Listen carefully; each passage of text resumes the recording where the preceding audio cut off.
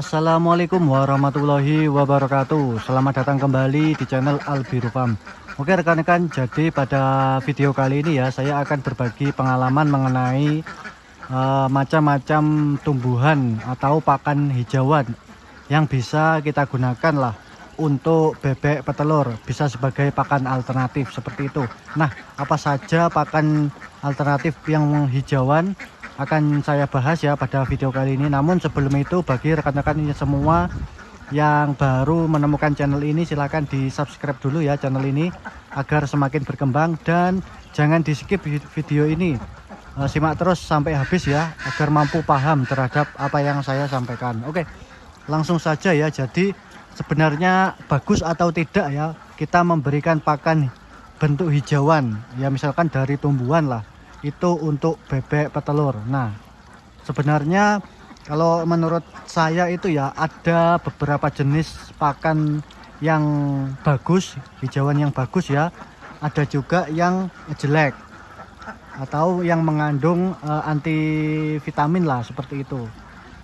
Nah, jadi harus kita pahami ya, hijauan itu tidak semua bagus untuk unggas, dan tidak semua itu jelek untuk unggas. Ada beberapa ya, jadi bisa dikategorikan lah ada dua pokok ya yang harus kita perhatikan, yaitu pakan itu harus memiliki kandungan protein ya.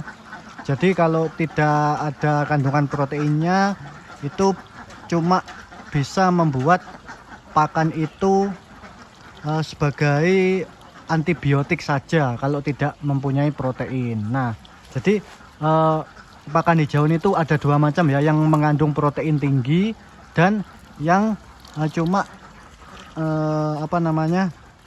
sebagai antibiotik. Nah, jadi kalau yang mempunyai protein tinggi itu ada beberapa jenis ya yang saya tahu ya. Ini menurut literasi yang saya baca ya, yaitu yang pertama adalah azolla. Nah, tumbuhan azolla yang mempunyai protein 25% sampai 27%. Jadi ini sangat bagus ya, pakan tanaman azolla ini untuk ternak, bisa kita aplikasikan untuk menghemat biaya pakan.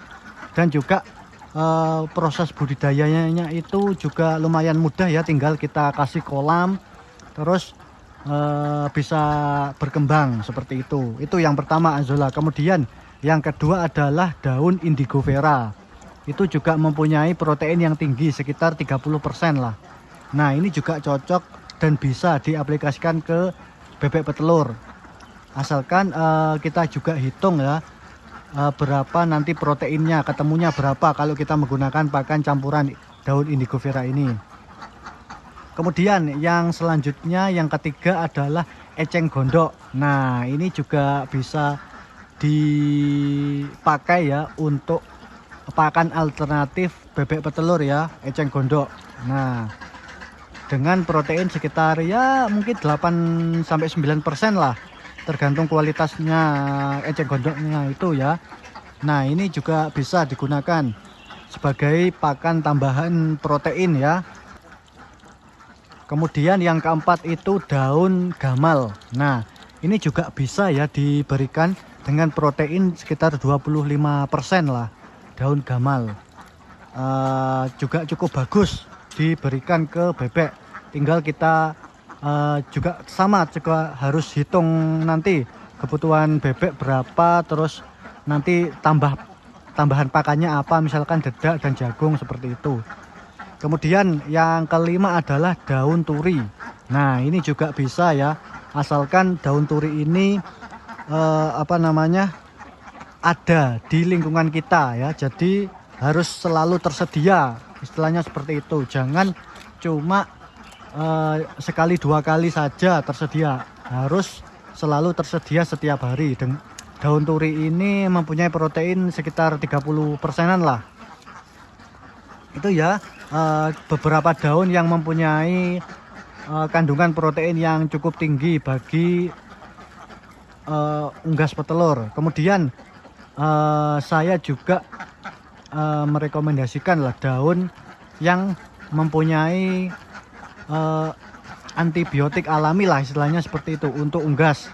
Jadi bukan hanya protein ya, jadi daun-daun ini juga bisa diberikan sebagai antibiotik. Yang pertama adalah daun pepaya. Nah ini yang biasa sering saya gunakan ya, daun pepaya, karena daun pepaya ini meskipun tidak tinggi protein ya, itu daun pepaya ini bisa digunakan lah sebagai antibiotik alami untuk mencegah gangguan pencernaan pada bebek dan juga menambah daya tahan tubuh bebek seperti itu ya. Kemudian kita juga bisa menambahkan juga daun singkong. Nah ini juga sebagai antibiotik alami ya, daun singkong, asalkan selalu tersedia di kandang. Jadi setiap hari diberikan tidak apa-apa ya, daun singkong. Kemudian juga ada daun kangkung ya. Nah ini juga bisa diberikan sebagai antibiotik. Jadi syarat pemberian hijau-hijauan ini adalah harus selalu tersedia di kandang ya setiap hari. Kalau memberikannya cuma 1-2 hari saja, itu tidak akan mempunyai efek apa-apa rekan-rekan. Kemudian juga porsi pemberiannya itu jangan terlalu banyak ya, karena daun ini, daun-daun seperti daun pepaya tadi ya yang sudah saya sebutkan itu cuma sebagai antibiotik ya alami, tidak sebagai bahan pakan utama. Jadi pemberiannya cuma sedikit saja ya, jangan banyak-banyak lah. Kalau kebanyakan nanti biasanya bebek akan kenyang makan daun dan tidak makan pakan yang ada ya, tidak mau memakan pakan yang sudah kita sediakan seperti itu. Nanti malah akan berakibat fatal terhadap produksinya, bisa drop ataupun produksinya telurnya itu kecil-kecil seperti itu ya rekan-rekan.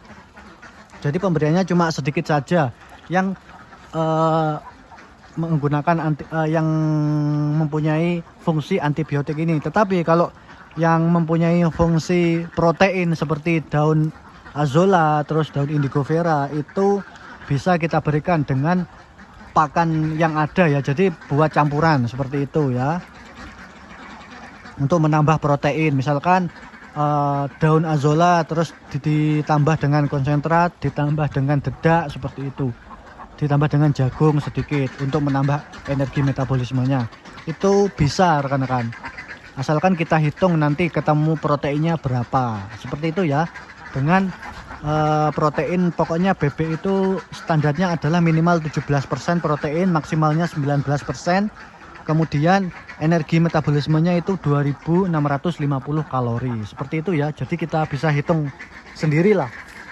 Nah oke rekan-rekan, mungkin itu saja video pembahasan singkat saya mengenai hijau-hijauan yang bisa kita gunakan lah untuk pakan alternatif bebek petelur. Nah semoga dengan pembahasan saya kali ini bisa menambah wawasan rekan-rekan semua seperti itu. Oke, mungkin itu saja video dari saya kali ini. Terima kasih.